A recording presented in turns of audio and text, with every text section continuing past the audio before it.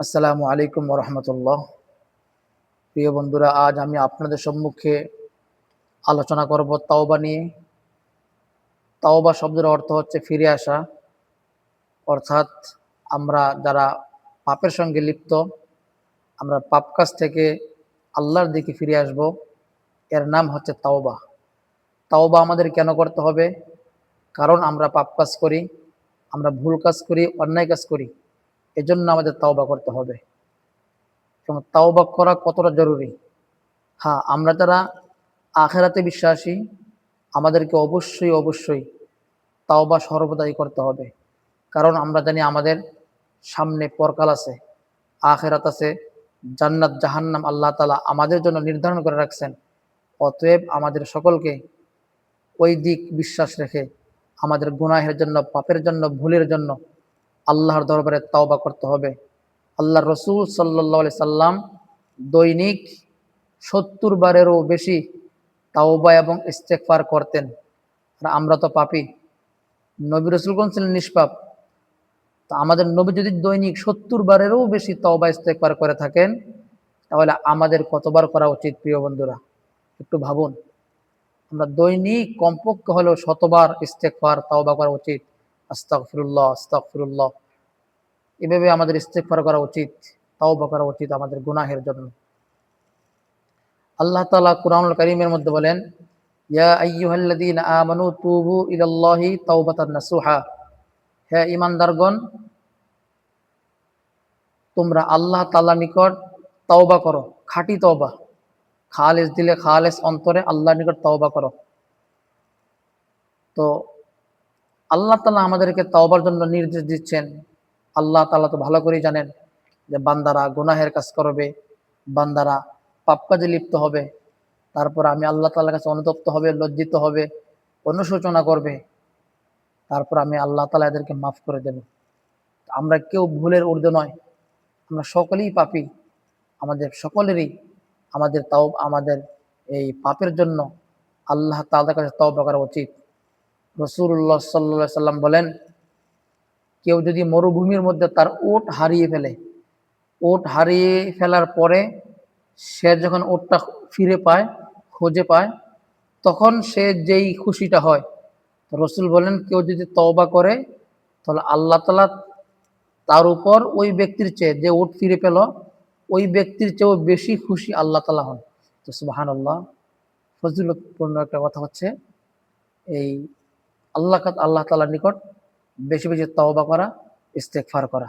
আমাদেরকে অবশ্যই অবশ্যই তওবা ইস্তেগফার করতে হবে।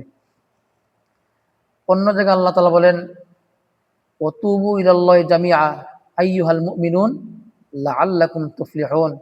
হে মুমিনগণ, তোমরা আল্লাহ তাআলার নিকট তওবা করো, আল্লাহ তাআলার নিকট তোমরা তওবা করো যদি তোমরা সফল কাম হতে চাও। অর্থাৎ আমরা যদি সফল হতে চাই, নিজেদেরকে সফল বলে এ দাবি করতে চাই, তাহলে অবশ্যই আমাদেরকে আল্লাহ তাআলার নিকট তওবা করতে হবে, ইস্তেগফার করতে হবে। ইস্তেগফার, তওবা ছাড়া সফল হওয়া যাবে না। টাকা পয়সা, ধন দৌলত, সম্পদ, ক্ষমতা, এগুলো মানুষের কোনো এই সফলতা না। এগুলো হচ্ছে ক্ষণস্থায়ী।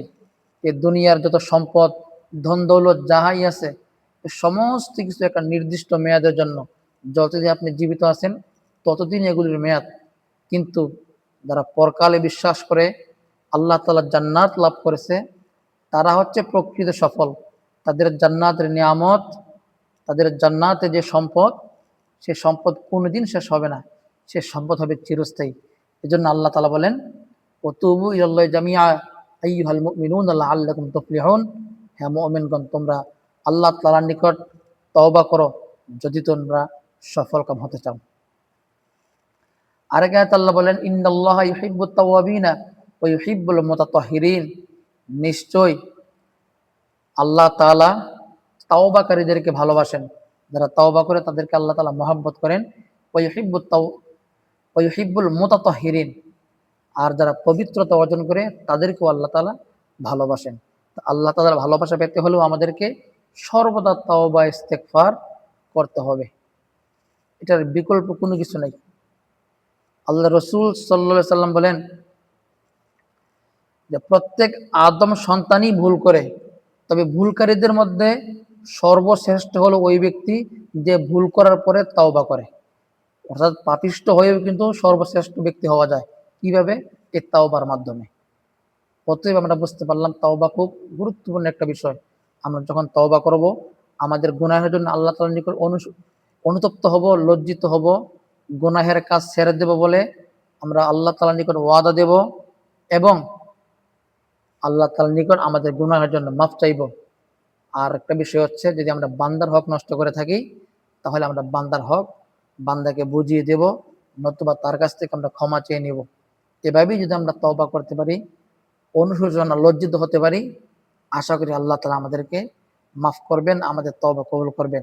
আল্লাহ তাআলা আমাদের সকলকে কবুল করুন। সুবহানাকাল্লাহুম্মা বিহামদিকা আশহাদু আল্লা ইলাহা ইল্লা আনতা আস্তাগফিরুকা ওয়া আতুবু ইলাইক। আসসালামু আলাইকুম ওয়া রাহমাতুল্লাহি ওয়া বারাকাতুহু।